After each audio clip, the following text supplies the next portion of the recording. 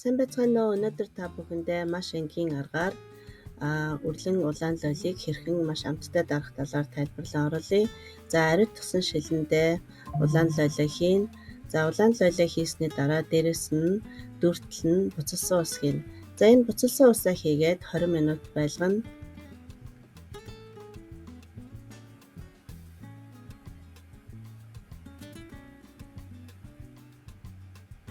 За, 20 минут байлгасны дараа эргүүлээд энэ буцалсан усаа цэвэр саванд юулж авна.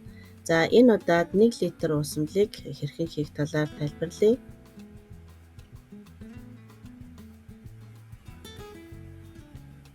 За, ус буцалгах савандаа 1 литр уусмлаа хийн. За, саяны улаан лолио 20 минут байлгасан уусмал дээрээс нь нэмээд 1 литр болтол нь ус хийн. За, үүн дээрээ давс хийсэн чихэр сулруулсан уксусаа хийгээд буцалгана.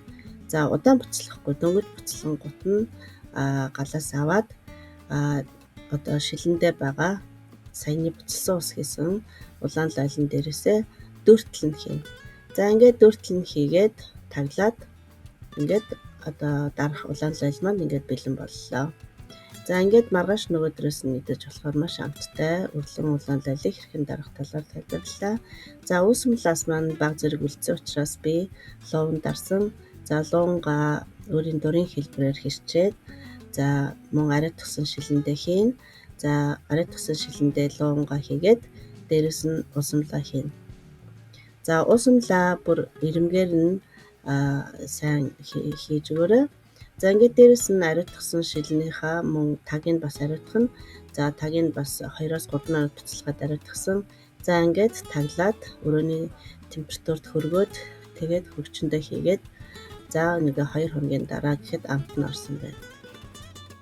За, ингээд маш хялбар аргаар улаан лолиог хэрхэн дарах талаар тайлбарлан орууллаа. Мөн өргөс тэмхийг хэрхэн дарах тухай тайлбар бичлэг оруулсан учраас та бүхэн минь сонирхон үзээрэй.